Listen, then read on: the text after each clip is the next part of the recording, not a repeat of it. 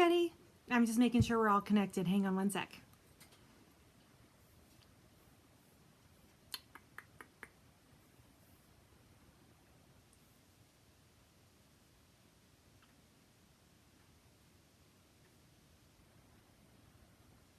All right, we are live. How's everybody doing today? Happy Monday.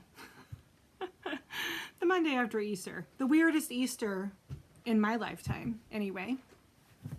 Today we are going to do, hey guys, a series. Well, it's actually was part of the Ask the Doctor series. I should have my lab coat on, but I don't have my lab coat on. I got an email last week from a good customer in Bellingham, Washington, and her question was very specific, and I hear it often. The question was, what's that smell? So there's actually a couple of different things in the featherweight world that can lend to unpleasant scents. The first culprit is going to be your case, and the second culprit will be your machine. So I thought we would start with the case before we go to the machine. I have my machine sitting right here, but we're gonna go to the case first. So I'm gonna stick this over here. Okay. The infamous black box. All right. So there is a known fungus that can grow in the glue that holds the fabric to your box. It's between the wood and the fabric, and there isn't too much you can do about it. Well, actually, that's not totally true. There's a couple things you can do about it. First thing you can do is clean it out with a bleach water 50-50 combo in a rag, and you can wipe down the inside of it and leave it open to dry. The smell comes from the boxes being stored in a high humidity environment. So Seattle obviously is a high humidity environment. Parts of Europe, if your machine came out of Great Britain, might have it, and it's horrific. Like, you have that fungal infection in the case. It's not one of those, oh, that just smells like an old machine type thing. So bleach water rag to the inside of the case. You can, if you live in a sunny place or you happen to have a sunny day, you can leave it open in the sun, and the heat from the sun also will kill the fungus. You can also put a light bulb, like just have the bulb on a cord, a regular older incandescent light bulb, not a fluorescent or an LED one, so it actually generates some heat, and you can set it in the box, close the lid on the box, and then let it sit overnight. That might do it. A lot of times though, the fungal infection is pretty deep into the wood, and so it's very hard to kill. So you have two choices at that point. You've tried the bleach and water, you've tried the light bulb, and it still is a horrific smell. You can replace the box altogether with a new aftermarket box. We sell them on our website. You can either do a hard case or a soft case. The soft case is much lighter, so if you're sensitive about carrying weight, I would highly recommend the soft bag. It's protective, it's cushioned. Oh, someone says, I understand that the bleach keeps on working once you apply. That way it will, to stop it, you need to rinse, rinse, rinse. Yes, I would agree with that. Cloudy wishes. The other thing you can do in addition just replacing the box, if you're it's a collectible machine and maybe you want to keep all of the original parts together, you can try and mask it by either using a dryer sheet in your box, or you can put a drop or two of essential oils. My favorite is peppermint and lavender, to try and mask the smell a little bit. So that's the deal with the cases. Now, sometimes the machine itself has a bit of an odor to it, and there's two culprits there. The first one is the oil drip pan liner that is in the bottom of it. So how to get to that, I'm going to actually tip my camera down a little bit so you can see what I'm doing to the machine. Okay, so you can tip your machine back onto its back carefully, and then you can take your cover off of the bottom. There's a nut holding the cover on. And there is the liner on the inside. This one obviously needs to be changed. What the deal is with these, they're felt liners that have been on the bottom of some of these machines for 86 years, however old your machine is. I often see original pan liners come through.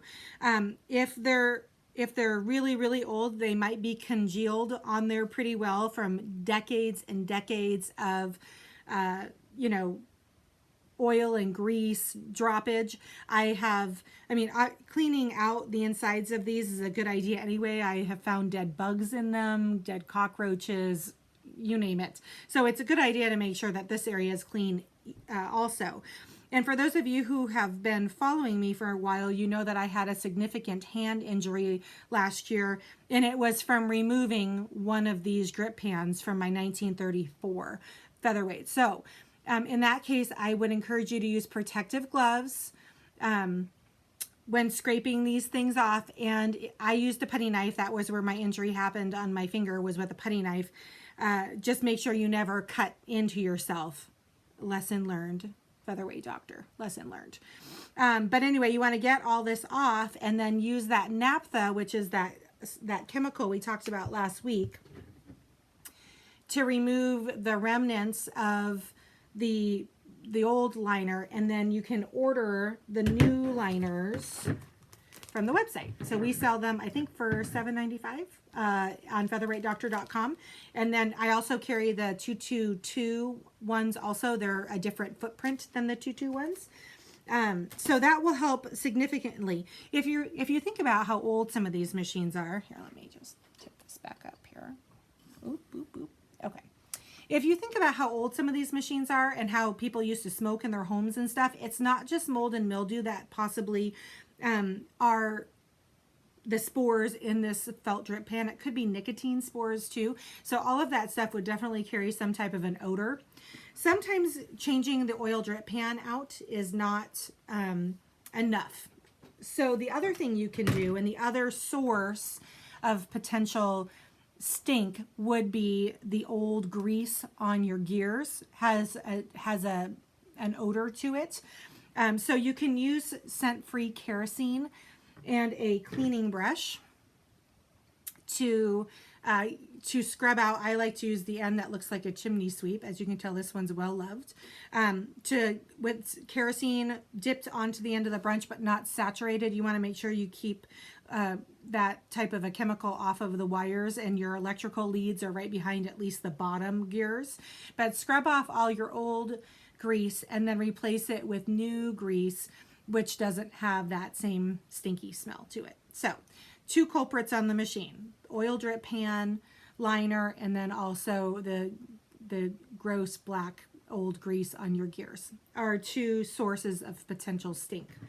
And again, sometimes the machines, if you're sensitive to smells, sometimes the machines are still going to have, not musty, but like an older odor to them. And so the other thing you can do, and my husband really likes to do this when we're doing machines, is to put a drop or 2 of the essential oils. Again, I really like lavender or peppermint on the oil drip pan in the machine. So when the machine heats up and the gear, everything heats up, it actually kind of permeates that wonderful lavender smell or that wonderful peppermint smell. So that's another good way of kind of masking the old machine smell that might, come through your machine. So I think that's all I had on what's the smell. Does anybody have any questions on that? Nope. Okay, we got a quiet bunch today. I want to thank everybody for joining me. My next live will be Wednesday evening at 4 p.m. Pacific Standard Time.